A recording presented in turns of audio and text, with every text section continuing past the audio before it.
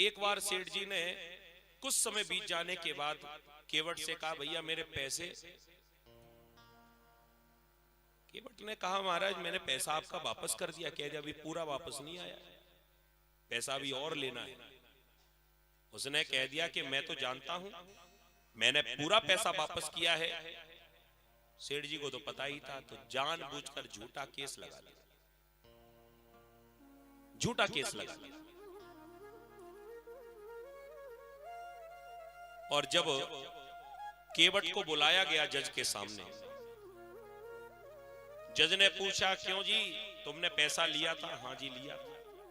वापस कर दिया? कह दिया हाँ, सूद समेत वापस कर दिया। जज साहब ने पूछा, इसका कोई प्रमाण है? हाँ हाँ प्रमाण है। वो पर्ची लाकर दिखाई, ये इन्होंने ही बनाकर दी थी, देखो। जज साहब ने जैसे ही पर्ची को देखा तो कह दिया, इससे तो सिद्ध नहीं होता, तुमने पैसा पूरा वापस कर दिया है, इससे ये प्रमाणित नहीं होता। जैसे ही कहा कि प्रमाणित नहीं होता तो रोने लगे। फूट फूट कर जब रोए तो जज साहब ने पूछा कि रोते क्यों हो? कह दिया, साहब मैंने पूरा पैसा वापस कर दिया, मैं सच कह रहा हूं। कह दिया, कोई सबूत है तुम्हारे पास? कह दिया, जो था वो मैंने आपको दिखा दिया। अच्छा एक बात बताओ, थोड़ा जज साहब को भी दया आ गई मन में। जज साहब ने कह दिया, ये बताओ कि जब तुम पैसा दे रहे थे तो किसी के सामने दिया?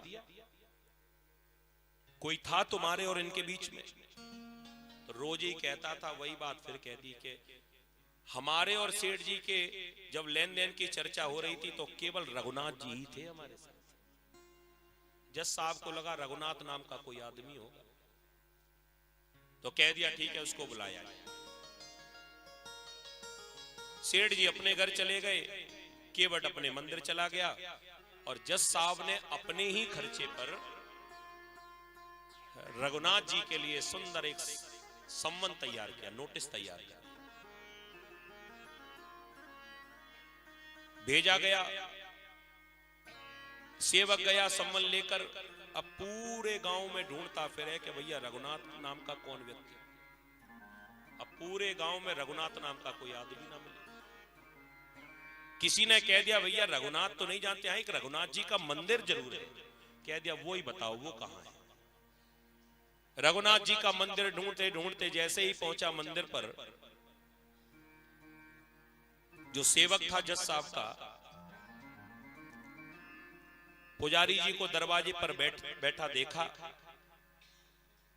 पुजारी जी से सीधे पूछ लिया, रघुनाथ जी इधर ही रहते हैं? अब पुजारी जी क्यों मना करें कि यहां नहीं रहते, यहां तो रहते ही, रघुनाथ जी का मंदिर ही था। क्या रघुनाथ जी यहीं रहते हैं? कह दिया, बिल्कुल साहब यहीं रहते हैं। ये पकड़ो। पुजारी जी को नोटिस दे दिया। सेवक तो चला गया, हस्ताक्षर पुजारी जी ने कर दिए, और जैसे ही खोलकर देखा, पुजारी जी तो चकित रह गए। मन में सोच रहे हैं कि जय हो प्रभु, आपने मंगा ही लिया है तो मना भी क्यों करें। सीधे जाकर रघुनाथ जी के चरणों में रख दिया और हाथ जोड़कर कहने लगे, प्रभु आपकी बड़ी लीला है, आपके लिए पोशाक कई बार आई होगी, आपके लिए मुकुट कई बार आया, आपके लिए 56 भोग कई बार आए, लेकिन महाराज सम्मन पहली बार ही आया। पहली बार नोटिस आया राम जी के लिए। और उसमें नोटिस में लिखा था कि रघुनाथ जी को हाजिर होना है वहां। समझ गए कि ये केस इस केवट के ऊपर चल रहा है जो मंदिर की सेवा करता है। पुजारी जी ने डांटते हुए पूछा, क्यों तुमने रघुनाथ जी का नाम क्यों लिखा दिया झूठा? वो केवट भगवान का इतना बड़ा भक्त बन गया, सो हाथ जोड़कर कहने लगे, तो कौन सा झूठा लिखवा दिया, सत्य तो लिखाया है। क्या भगवान वहां नहीं थे? दुनिया में हर जगह रहते तो वहां भी होंगे, मैंने कौन सा झूठा लिखवा दिया। पुजारी जी ने पूछा, अब करोगे क्या? केवट ने कह दिया, अब रघुनाथ जी जाने, जिसके नाम से आया वो ही संभाले।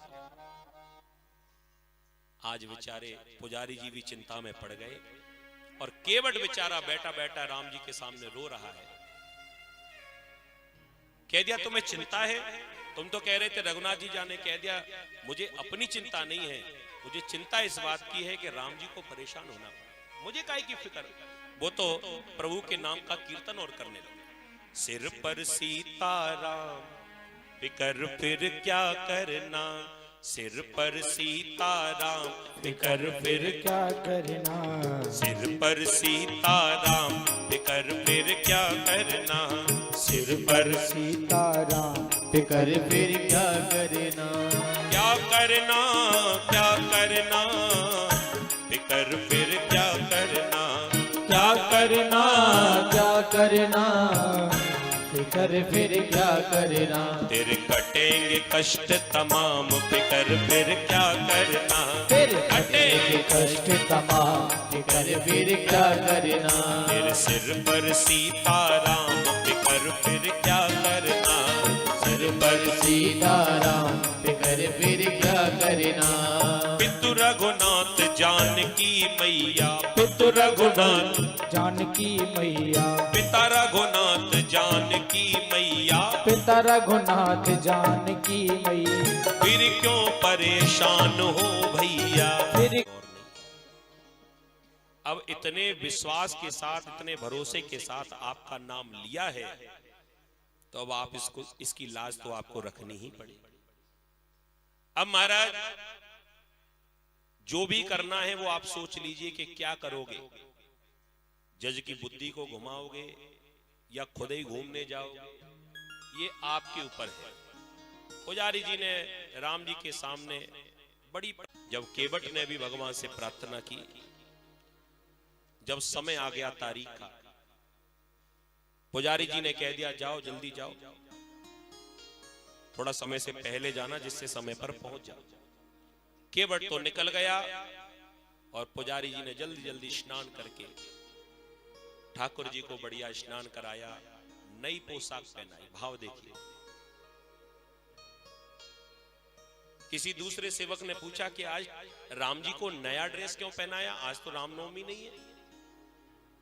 पुजारी जी कहने लगे आज हमारे राम जी को कहीं जाना है और कहीं बाहर जाएंगे कुछ काम से, तो कम से कम कपड़े तो अच्छे होने चाहिए। राम जी राजा हैं, कोई ऐसे वैसे नहीं है। ये तो कन्हैया की बात है, कछू मिले ना मिले तो भैया ऐसे धोती लपेट कर और एक माथे पर लपेट ली, एक कमर में लपेट ली, जैसी राधे चलो। राम जी का ऐसा नहीं, राम जी का पूरा प्रोटोकॉल है, उसको पूरा फॉलो करना पड़ता है। राम राजा है ना, और राजा कोई ऐसे वैसे तो जाने वाला नहीं। सुंदर श्रृंगार किया, सुंदर पोशाक पहनाई। पुजारी जी ने जल्दी जल्दी भोजन बनाया, कुछ खाकर जानी तो भूखे रहेंगे। भाव कितना सुना, और हाथ जोड़कर कहा कि महाराज उसकी लाज आप बचा लें, आपके अलावा दुनिया में उसका कोई है नहीं। उधर जब केवट पहुंच गया जज साहब के सामने, जैसे इनका नंबर आया, फाइल जैसे ही सामने आई, तो जज साहब ने कहा चंदन लगाए हैं साहब के सामने, विनीत चपरासी संग, आज रघुनाथ जी गवाह बनवाए, आज रघुनाथ जी गवाह। स्वयं भगवान श्री राम आज गवाह बनने के लिए प्रकट हो गए। रघुनाथ हाजिरों जैसी आवाज लगाई, उस बूढ़े से व्यक्ति ने जो प्रेम, स्वयं भगवान आ गए, इशारा कर रहे हैं हम ही हैं, रघुनाथ जी आ रहे हैं, इतना क्यों चिल्ला रहे हैं। जज साहब ने पूछा जब इनका लेन देन हो रहा था तब तुम थे साथ में? कह दिया हाँ। पैसा पूरा चुकाया गया? कह दिया हाँ पूरा। कोई प्रमाण? कह दिया पर्ची पर लिख दिया था। वो पर्ची कहाँ है? कह दिया इन्हीं के घर में। सर्वांतर्यामी भगवान उनसे क्या छुपाता। राम जी ने वहीं खड़े खड़े कह दिया कि इनके घर भेजो अपने सेवक को, और तीसरी अलमारी के ऊपर एक लाल कलर का रजिस्टर्ड होगा, उसके सबसे पीछे वो पर्ची छुपी हुई है। भगवान को तो सब पता ही था, हर जगह रहने वाले। सेठ जी को वहीं पकड़ा गया और जब सेवक जाकर गए और जैसा जैसा प्रभु ने बतलाया था बिल्कुल वैसे ही वैसे उस पर्ची को प्राप्त कर लिया गया। उस पर लिखा हुआ था कि सारा पैसा चुकता हो गया। जब ये सिद्ध हो गया, सेठ जी को तो सजा, इतना क्रोध आया अपनी पत्नी के ऊपर, इतने दिनों से चुप थी लेकिन आज इसकी जुबान खुली है तो समोसा मांगने के लिए खुली है, और कह दिया महाराज मैं दूसरा वरदान मांगता हूं, ये समोसा या की नाक पे चिपक जाए। सो भैया दो चले गए, एक में समोसा आया, दूसरे में नाक पर चिपक गया। अब बेचारी खाए कहां से, चिपका है नाक पर। अब एक ही बचा था। भगवान ने कहा वह एक लास्ट और है, बोलो क्या चाहिए। कह दिया महाराज अब क्या बतावे, गुस्से में मैंने कह तो दिया, जरा इसको उठाए। तो खूब ताकत लगाई। भगवान के द्वारा समोसा चिपका हुआ था, ऐसे कचौड़ी वाले का होता तो झट छूट जाता, लेकिन प्रभु का समोसा, ताकत लगाई।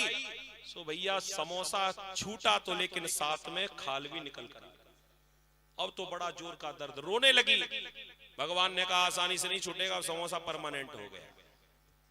अंत में भगवान ने कहा ज्यादा समय नहीं है, मांगो आखिरी वरदान क्या चाहिए। अंत में पति पत्नी दोनों सामंजस्य बनाकर कहने लगे महाराज अब ये समोसा गायब हो जाए, यही वरदान चाहिए। तीनों चले गए। बोलिए भक्तवत्सल भगवान की जय।